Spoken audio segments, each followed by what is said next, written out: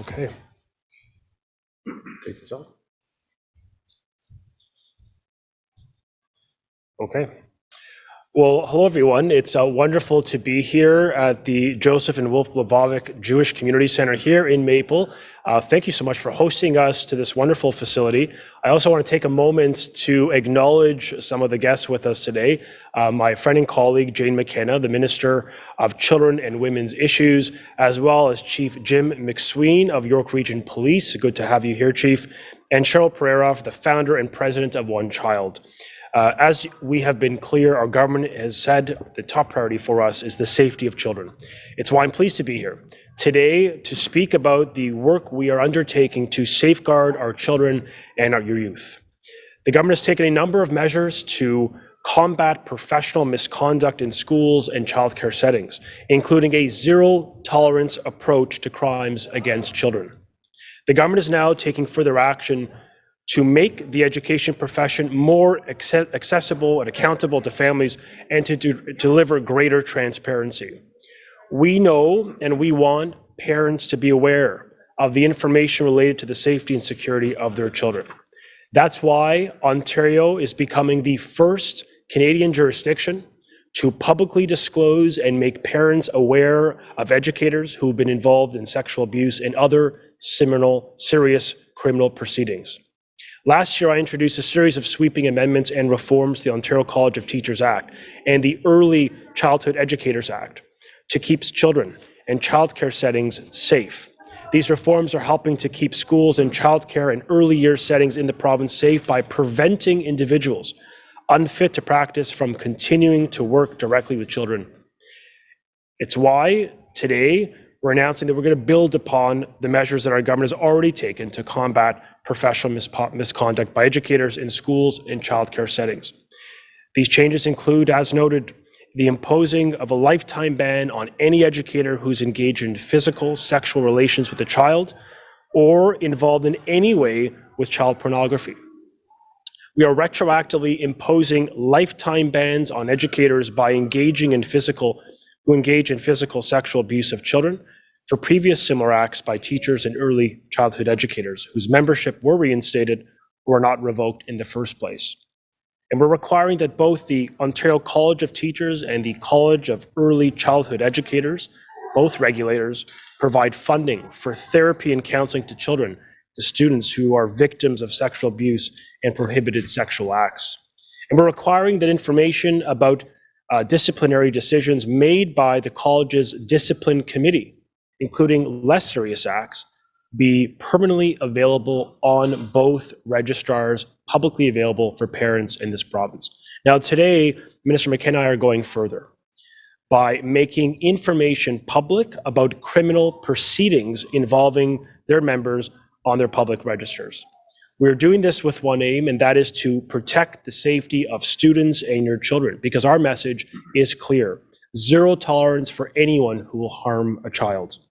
Publicly posting this information allows parents to know which educators have been involved in criminal proceedings that are relevant to their practice when this information is known to the college. These changes are some of the ways we're making and taking action to make the education profession more accountable to families with a zero tolerance approach to crimes against children. In addition to promoting greater transparency, the government is firmly committed to preventing, to stopping sexual abuse before it even begins. And it's why the government today is also announcing mandatory, comprehensive sexual abuse prevention program for all certified educators and early childhood educators as well, making Ontario the only province in Canada to have mandatory sexual abuse prevention training for all educators to be completed by September 15th of this year. The Ontario College of Teachers has put in place a sexual abuse prevention program to all of its members in good standing, and as I noted, it must be completed by September. New and returning applicants are required to complete the sexual abuse prevention program along with all other certification requirements in order to become certified. Because for our government, we believe parents have a right to know if an educator is charged or convicted of a serious crime, because we take zero tolerance on this. And for the College of Early Childhood Educators, completion of the sexual abuse prevention program will be done by summer of 2022. Now, I want to be very clear that we value so deeply the work that educators do across the province, whether it's in our classrooms, our childcare facilities, early on centers, or before and after school programs. They play a critical role to the protection of safety, overwhelmingly hardworking, law-abiding, decent people who care about our kids. But these charters are focused on protecting what matters most, and that is Ontario's youth, and we have the full support of the Ontario College of Teachers and the College of Early Childhood Educators to enact these reforms to protect children. It is about ensuring that children and students in our schools and early years and our childcare settings are protected, and that the public has confidence in our publicly funded system and our regulated educators. Thank you so much, and I now look forward to passing it over to Minister McKenna to say a few words.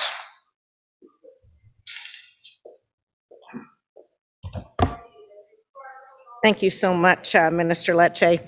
Every student in Ontario deserves a learning environment where they are safe and feel safe. We know the foundation of successful and high-performing schools is a caring, respectful, and positive learning environment.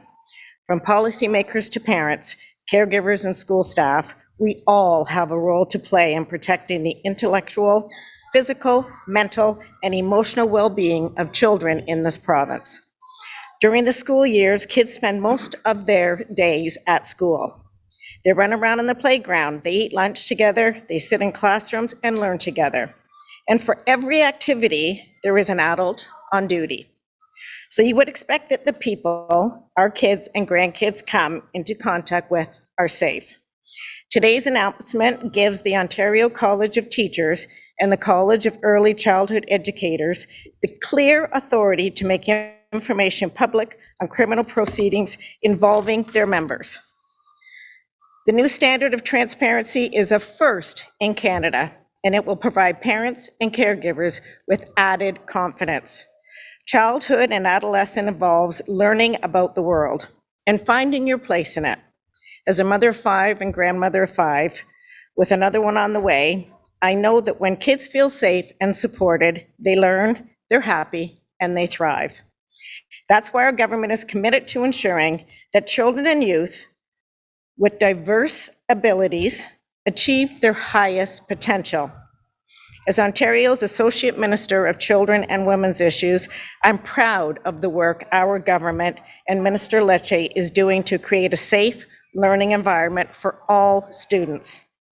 This afternoon's announcement is part of our coordinated approach across government to support and protect children, give them every opportunity to succeed. I want to thank everyone for joining us here today. And now I'd like to invite Cheryl Piera, founder and president of One Child, to say a few words.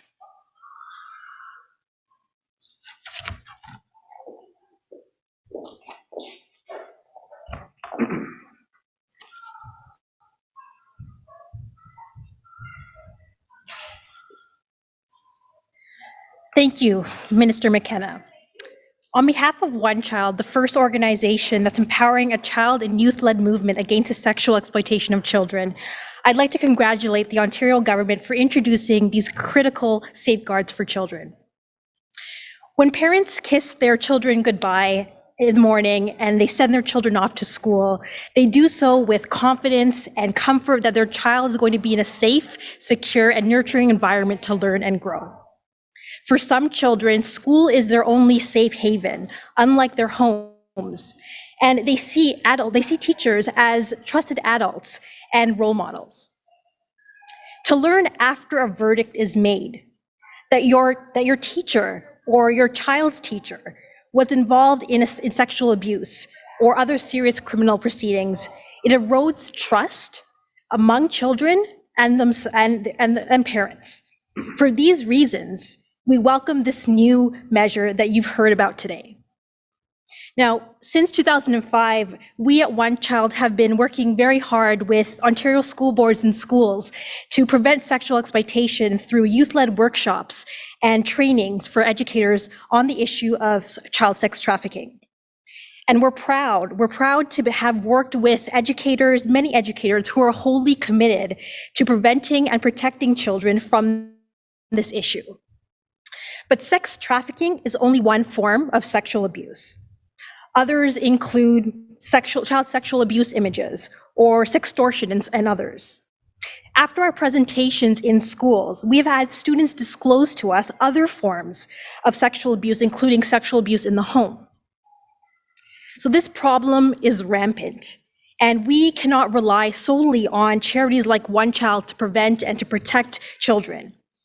Educators are on the front lines, and they can play a powerful role in disseminating information to students on topics like healthy relationships, cyber safety, and tactics that predators use to lure and to groom children.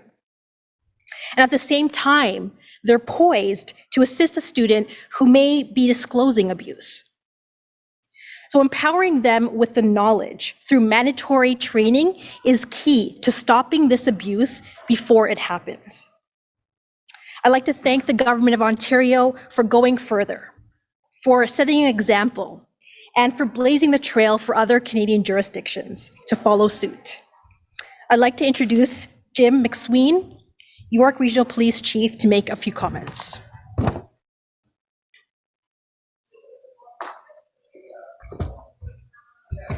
Thank you, and good morning. On behalf of York Regional Police, I'm pleased to be here today in support of these new measures which further protect our most vulnerable citizens, our children. York Regional Police remains committed to doing everything possible to ensure the well-being of our students and children in childcare. So this announcement today by Minister Lecce and Minister McKenna is certainly a welcome one. The first jurisdiction in Canada to do so, Ontario, is giving the Ontario College of Teachers and the College of Early Childhood Educators the authority to release information about criminal proceedings involving their members. This will help ensure the entire system becomes more transparent and accountable. It's important that we're all made aware of information that could affect the safety and security of our kids. It's important for our educators, childcare workers, boards, and the community, but most importantly, it's important for parents who are making decisions every day to ensure their children are safe. York Regional Police also commends the government's initiative to ensure educators and childcare workers receive important training in order to prevent the possibility of sexual abuse in the first place. A comprehensive and mandatory sexual abuse prevention program is vital to protecting children and youth, and it can only improve outcomes and support for victims. We also fully support the $2.4 million investment to provide the necessary training and resources to ensure school boards and school staff are able to recognize, identify, respond, and to prevent sex trafficking of children and youth. The dedicated members of York Regional Police Human Trafficking Unit have worked for decades to combat the dark world of sex trafficking and the dangerous circumstances surrounding the sexual exploitation of women and underage girls. In the vast majority of cases, these women and girls are victims themselves, forced into the sex trade by violence, threats of violence, coercion, and trickery. Showing these victims compassion and understanding and providing assistance to help them safely exit the sex trade and access the support and care they need is an essential part of the job. York Regional Police supports any initiative rooted in a zero-tolerance approach to crimes against children. Lifetime bans for those educators involved in criminal sexual activity allows for the protection of children in the future and can act as a call for other victims to come forward. We know this type of victimization has lifelong effects, and funding for therapy and counseling greatly assists in the healing process for survivors of abuse. This is especially true for those who would otherwise not have access to resources due to socioeconomic or other vulnerable circumstances. And making disciplinary decisions a matter of public record allows boards to make more informed decisions about who they employ. It'll also help victims who have been reluctant to report. If they have the ability to research past similar behavior, it may give them the courage to come forward. The responsibility to do everything we can to protect children and keep them safe is a collective one. York Regional Police is a proud partner in that collective duty. Thank you.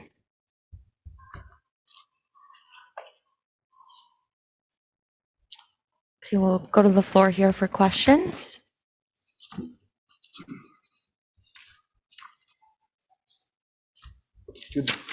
Good afternoon, Minister. Minister, the TDSB is reporting absenteeism at a high rate with its teachers and class and students. How is this affecting education, not only just with the TDSB, but also province-wide? You know, with the Omicron variant, we expected higher rates of absenteeism, and the government announced a plan to ensure schools can remain open and stable, which is why we had announced a $304 million expansion of funding to hire more staff, over 2,300 staff projected hired as we speak, helping to ensure children remain as safe as possible and engaged in the curriculum and learning. We've doubled the number of days retired educators can work. Over 10,000 retirees last year stepped up. We're grateful to them, and we really are looking forward to their participation, helping to stabilize those schools when class shortages emerge. And finally, we've expanded the number of teacher candidates that can work within our schools. All of this is making a difference to create a talent pool that is dependable for staff when these vacancies and gaps and absentee can emerge. And we're just very grateful that our systems, we're working together as a government with our school boards to keep kids engaged in learning. It's so critical to their mental and physical health, which is why we have done and we will continue to do everything humanly possible to provide the staffing supports to keep the schools stable and keep these kids engaged in learning, which is the basis of why they're in schools in the first place. But we're also hearing that, or people are expressing opinions that those initiatives aren't being able to keep up. There's to a point now where teachers are mainly taking care of a huge classroom of kids as opposed to actually teaching because of the absenteeism has raised the ratio so high. Is this across the province, or is this just an isolated situation? Well, look, staffing issues can be challenges in different parts of Ontario, sometimes even more felt in rural and remote parts of Ontario with smaller schools. The bottom line is our supports are for all families in all regions of the province, urban and rural, English and French. We want families to know that we are absolutely seized with keeping these schools open for the purpose of quality learning. We've increased investment. We have doubled the amount of retired teachers that can work within our schools. We've expanded teacher candidates to work within our schools so that your child, when on a short-term basis, a teacher has to stay home to isolate or because of illness, they have someone qualified that can step in and keep these kids engaged, keep their welfare, their mental health front and center, and more importantly, keep the curriculum at the forefront of the instruction. So we'll continue to be partners, invest, and do everything possible to give the resources to school boards to succeed during these difficult times. Good, thank you for answering those ones. Sure. The next one is daycare, $10 a day daycare. We heard an announcement was imminent several weeks ago, or 2 weeks ago now, and we're still waiting for that shoe to drop. We are continuing to have very constructive negotiations with the federal government. The Premier and I have been abundantly clear. We want to get a deal that is fair for all families, that reduces costs for all families, and that ultimately provides flexibility, recognizing that some families are in nonprofits, for profit. We just simply want Ontario parents to receive a meaningful rate reduction that gets us to $10. Because as I've said before, Ontario has one of the most expensive childcare costs in the nation. We know that is unacceptable. We've introduced a tax measure that saves families about $1,200 to $1,500 per child. That's going to help incrementally, but we know that there's a bigger fix here. That's for the feds to step up, work with us to deliver a childcare deal that is sustainable and brings prices down. And I want families to know we are determined to get this deal. It must be a fair deal, a good deal for Ontario families, taxpayers, and for our children. And the Premier and I will continue to negotiate with one intention, which is delivering that deal as soon as possible so we can get these fees down and create certainty for all families that are longing to get their kids in a childcare system that's accessible and affordable. You said the word soon, and we're past that. When can we expect this decision? When can we expect this decision? We're working around the clock to get a deal. We know how important this is for parents. It's equally as important for the government. We know childcare is very expensive to many families here in the GTA, but really right across Ontario. And so I want to make clear our government's commitment to landing a good deal, a fair deal for Ontario families that reduces prices.